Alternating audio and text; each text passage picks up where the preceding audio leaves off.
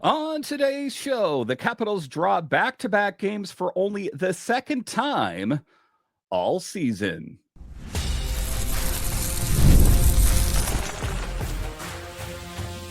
Your Locked On Capitals, your daily podcast on the Washington Capitals. Part of the Locked On Podcast Network. Your team every day. Well, hello and welcome into this edition of Locked On Capitals, part of the Locked On Podcast Network, your team every day. My name is Dan Holme. I've covered the Capitals for the last 3 seasons for Locked On and various other outlets before that.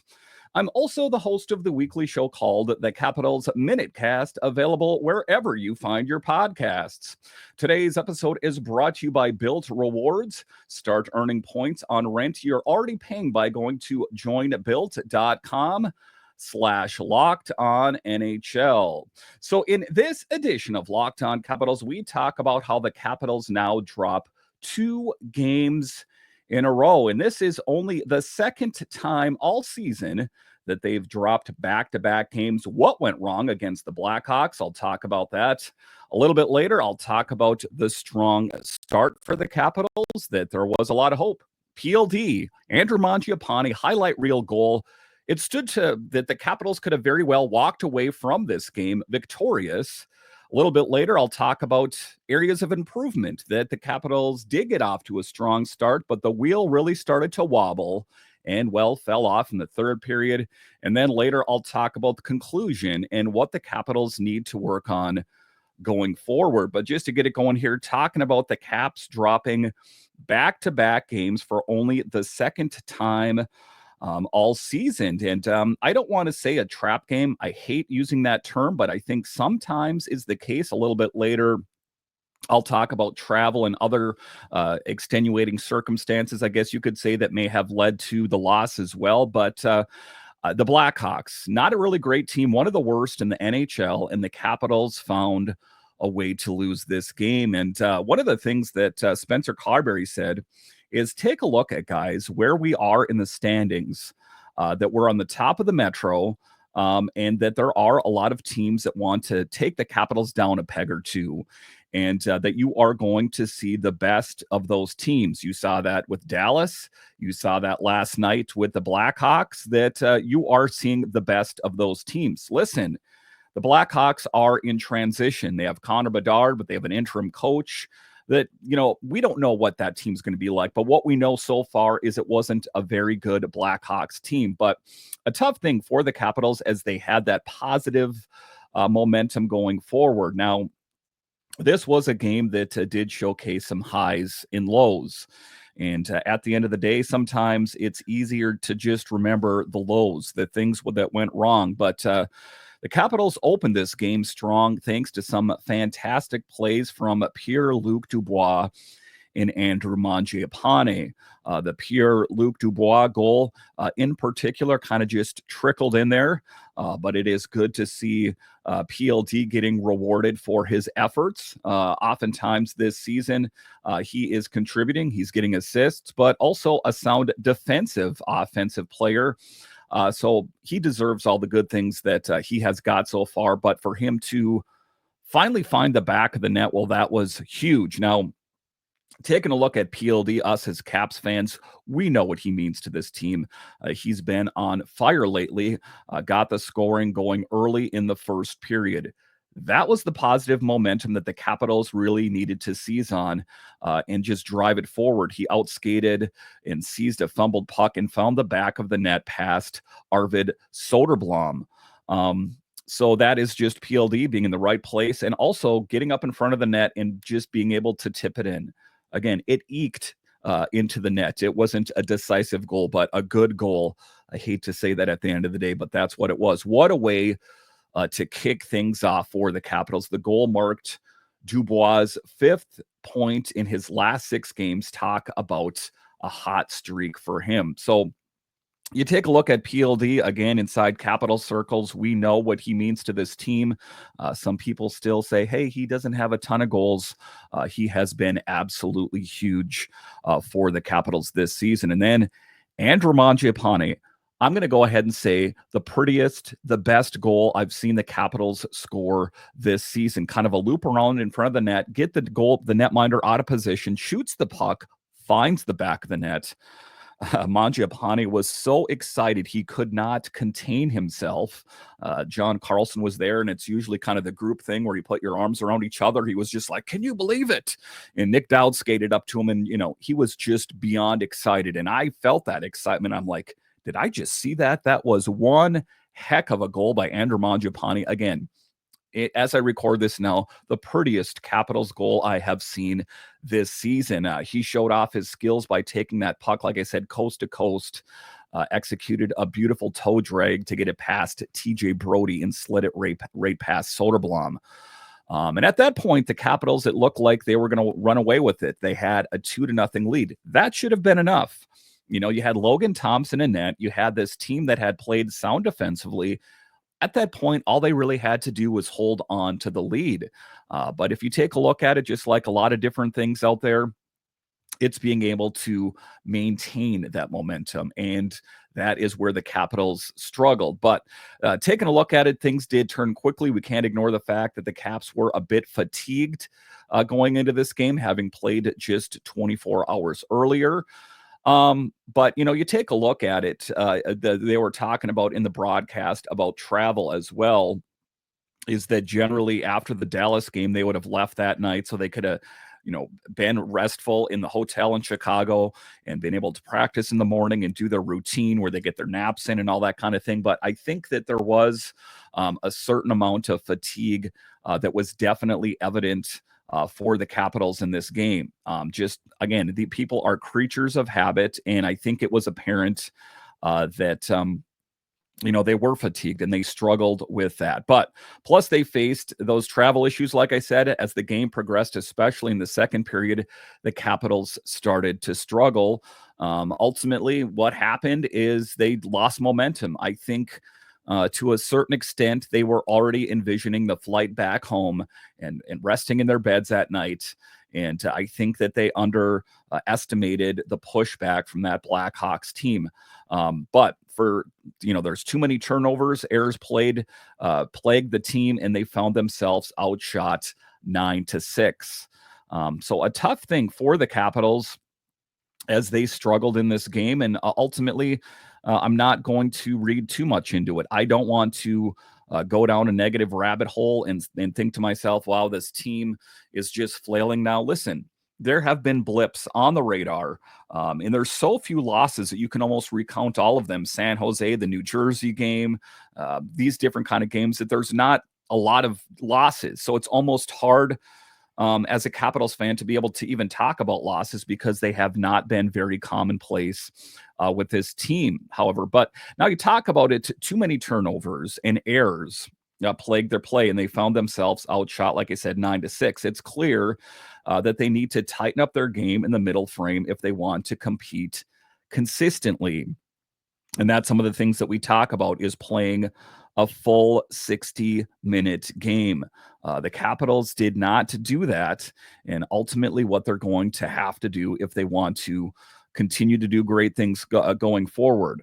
But if you take a look at the game, that was kind of the wrapped up with a 30,000-foot view of this team. As you take a look at it, a strong start, PLD finding the back of the net, Andrew Mangiapane, but then again, the wheel really started to wobble in the second and third period. You take a look at it, the Capitals had a 2-goal lead. There was no reason why they should not have just skated into victory lane, if you will, and just got off, it was a tough loss. Let's just be honest here. What the game against Dallas, and Dallas, to be fair here, is a better team. And I think, I think that a lot of Capitals fans and potentially the players as well thought that the Blackhawks were going to be easy. It definitely was not an easy game for the Caps. All right, so coming up here after the break, we'll talk about areas of improvement, things that need to change if the Capitals want to have continued success, most notably as they take on Carolina this Friday. I'll discuss next.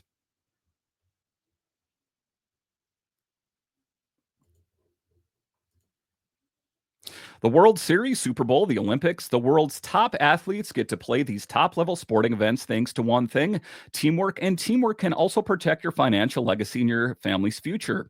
Select Quote's licensed insurance agents are the perfect teammates when shopping for customized, affordable life insurance. They can find you the right policy to keep your financial legacy safely in your family's end zone.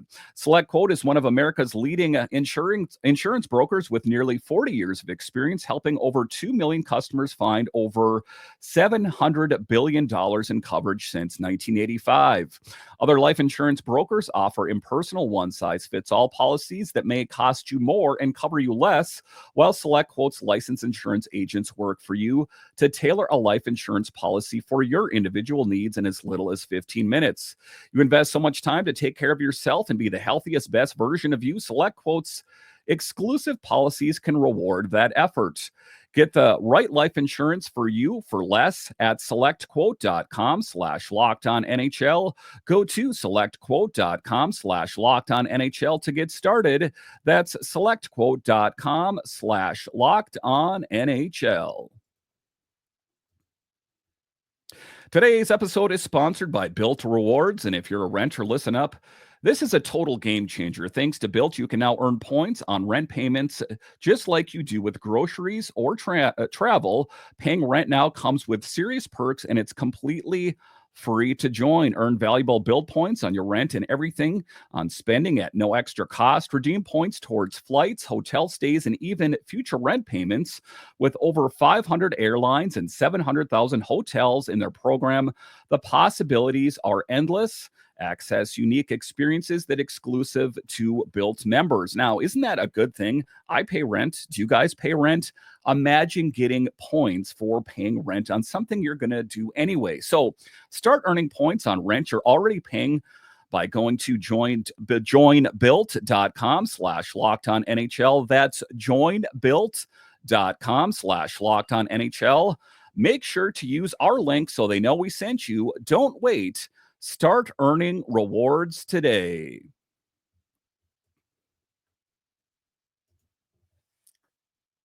All right, welcome back into this edition of Locked On Capitals, part of the Locked On Podcast Network, your team every day. My name is Dan Holme. You can find me on Twitter. It's at DanCaps218. You can find the show on Twitter. It's at Locked On Caps. And I want to thank all of you for making Locked On Capitals your first listen of the day. So a strong start by the Capitals, as illustrated in the first segment, talking about a great goal by PLD against something that you don't see too often.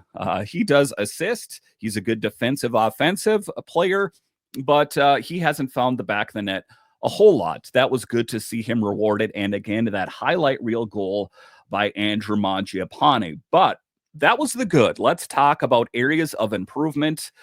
Taking a look at Logan Thompson, he did what he could do, a solid performance and goal, stopping 20 of 23, keeping the Capitals in the game despite the team's struggles. And they did struggle. Missed plays, assignments, those kind of things. Chicago, what did they do? They sensed blood in the water. They seized their opportunity early in the third period. And what did they do? They vacuumed the momentum out of the air, and they put it in their sail and used it as their advantage.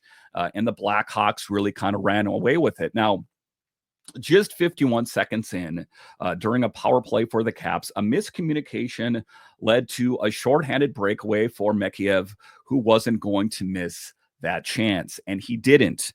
And you take a look at the Blackhawks, they are eager to prove to the NHL that they still are a good team. Historically, the Blackhawks have been very good. Taves, Patrick Kane, there's been a lot of great players that have gone through that organization. Connor Bedard, again, a player that is having a bit of a slower season, but I think a lot of that could be linked to the poor play by the Blackhawks. One could argue if Bedard would be better off served playing in the AHL to work on his game a little bit. That's rather here nor there. But suddenly the momentum shifted in favor of the Blackhawks. Then just with over 5 minutes left, TJ Brody tied the game with a perfectly placed wrist shot. And if you were watching this game at home, I'm sure you were thinking what I'm thinking. Uh-oh, what's going on here? The Capitals had this in the bag. What's going on? Why didn't they just slam the door shut And right when it seemed like the Capitals could scrape by with a point, Ryan Donato executed a power move to score the game winner with just 2:18 left on the clock. That was it. I hate, when teams flail and they're like, well, we're going to pull our netminder and get an extra attacker on there. Rarely does that pay dividends. I understand why they do it, because they want to win the game, but usually it's an empty net or something of that nature. You take a look at it, the Capitals, once that happened, I knew that the game was over. I know, despite the resiliency of this team this year, I did not see them coming up heroic in the last moments of the game, and they didn't. It was a tough blow for the Capitals. Again, it's easy to dive headfirst into the negativity pool. I'm really not going to do that here. But it's just things that have me a bit concerned. I think Spencer Carberry was concerned as well. It was evident on his face that what's going on here. We've played so well against some really great teams. What's going on here? And again, the Capitals oftentimes play better against really good teams and struggle against some teams that shall we say, aren't so great. Power play woes, as the Capitals' power play continues to be a sticking point. They finished 0 for 3 on the game, including a crucial missed opportunity going 6-on-4 advantage with just 10 seconds left. And if you're an everydayer of the show, I've spoke about that those special teams things are going to factor in the later we get into the season even more. And why is that the case? Well, could you imagine if the Capitals would have made good on power play opportunities? Would have been a game changer in this game. The PK, that kind of thing, that if you can get your special teams tuned in really well, that can be a game changer in these tightly contested games, like was the case against the Blackhawks. Now, Dylan Strome, as we know, that was put on the scrap heap by that very Blackhawks team, wanted to walk away from that game victorious, is to say, hey, look at me. This is what you guys passed up on or discarded, shall we say. Dylan Strome from the Blackhawks mentioned before. He used to be a Blackhawk player. I'm sure you all know they were doing a good job covering the puck as time was winding down, which definitely played into challenges. Dylan Strome, all things considered, has been a key piece for the Capitals. Again, picking up that baton, that torch from Nick Backstrom, huge for the team this year. But like I said, a former player playing in Chicago, you really had to think that he wanted to walk away from that game victorious. Didn't happen. Don't have a lot of time to lick your wounds here. The Capitals play, I guess we got a couple days here on Friday. And they want to get back into the win column, right? That's what it's all about. That's what got this team here in the first place. I don't think all hope is lost. This team is still a really good team. And at the end of the day, they're still just minus Alex Ovechkin. I think that the team will improve even more when Ovi gets in the lineup. With that being said, though, the team did play well minus Alex Ovechkin. Again, I'm going to go ahead and chalk last night up to fatigue and undervaluing the Blackhawks. But with that said, that's the assessment. You can't keep carbon copying, rubber stamping that excuse throughout the season. There's going to be times that travel screwed up. There's going to be times that the other team that you undervalued is going to be a lot better than you thought. You need to rise above. The Capitals need to rise above because things are going well, but things can go poor in a hurry if you start dropping multiple games in a row. See the Rangers, for example. So batten down the hatches. Let's get back into the business of winning Capitals games. And I think it'll be a lot easier for us Capitals fans to take. All right, so coming up here after the break, we'll talk about the conclusion and what needs to get worked on before the Caps take on Carolina. I'll discuss next.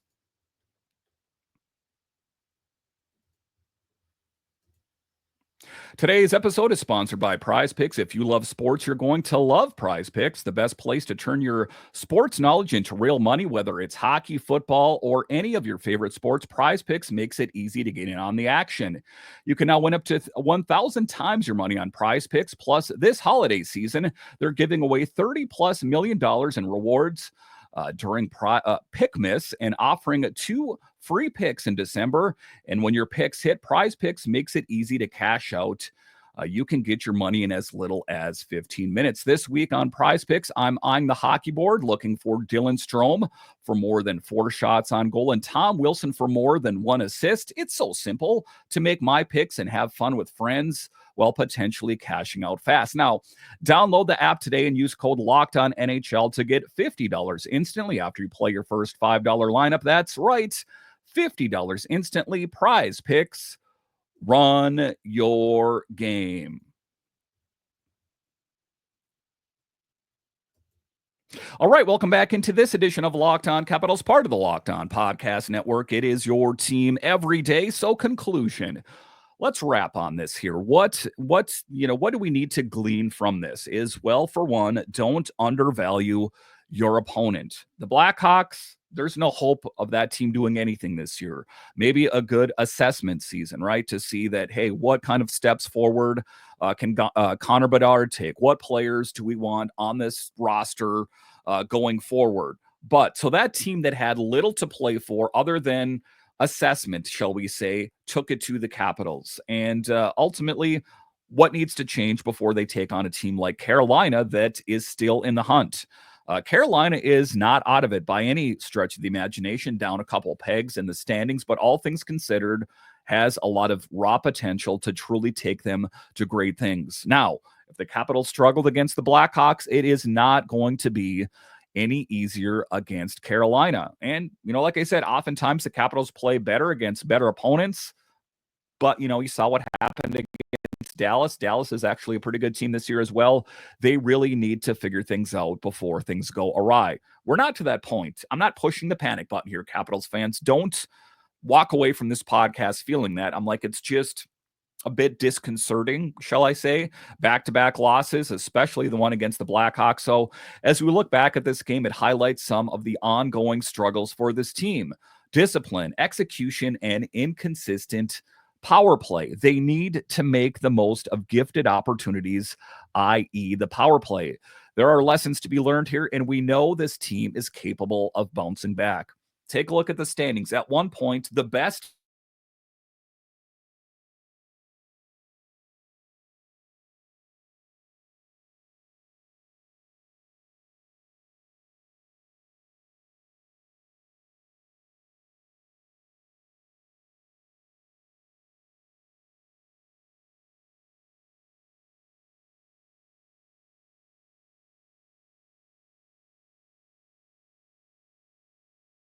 team, there's a ride. This is a much different team. This Dubois, Andrew Mangiapane, Chikrin, Roy, Duhaime, Radish, Logan Thompson. These guys have made this team markedly better.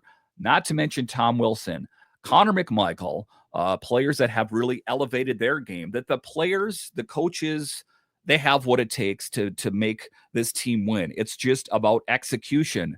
And the one thing I know about Spencer Carberry is he is going to be going over the game film. He is going to be going down play by play.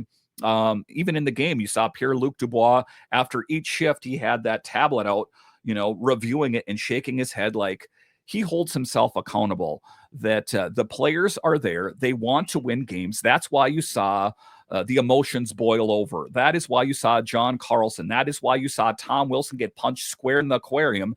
That's why the players care. They want to win. I mean, I don't want that to be the thought either, that the Capitals don't want to win, but they have to find a way to batten down the hatches and close out games that they really need to win.